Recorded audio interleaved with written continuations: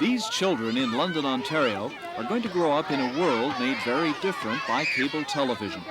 London's cable company has applied to the CRTC for permission to set up this country's first two-way cable system. When most people think of new television technology, they think of large TV screens, being able to play video games, or, thanks to pay TV, being able to watch new movies, not in a theater, but at home. What those children in London are going to see, though, is two-way cable. With a home entertainment console looking something like this, you'll be able to talk back to the cable company directly, to order up a special program you want to see, whether it's video art or a first-run movie. It's the truth. I wasn't ready to make a commitment. Ow! That's not nice. The question will no longer be, is there anything on TV tonight? The question in the 80s will be, what would we like to put on TV tonight? That I do not accept. Another part of the two-way revolution will be that homes will be equipped with fire and burglar sensors.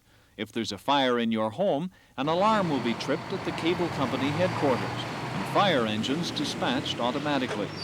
The police will also be linked via cable to door and window alarms in subscribers' homes. It'll also be possible for people to play games with other people via cable. Tony Griffiths heads the company that's putting in London's two-way system. He's a chess buff and relishes the notion of being able to play chess via cable with world masters. I could have that game plugged into the computer and play back my moves and find the mistakes I made and have the computer correct me. If I'm a really interested chess person, that's a very good way to improve my game, I would suggest. A program like The Gong Show will take on a new form with two-way TV. Instead of just Pat Paulson and Pearl Bailey voting on a contestant's merits, viewers at home will vote on what they think of an act. They'll hit the gong by using a no button on the home entertainment console. Students could work at home instead of having to go to school because they could communicate with experts in the subject they're studying, not in a classroom, but via cable. Groceries could be ordered by cable.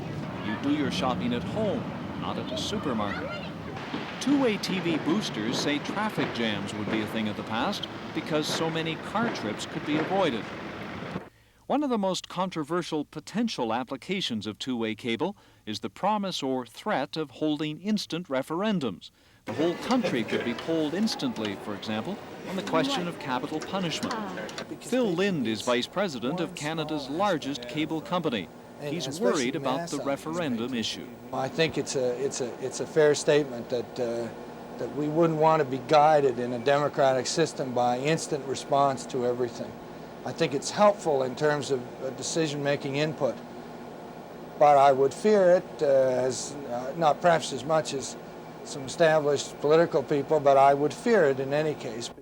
Phil Lind says the critical question now about two-way TV isn't if it's going to happen, but when it's going to happen.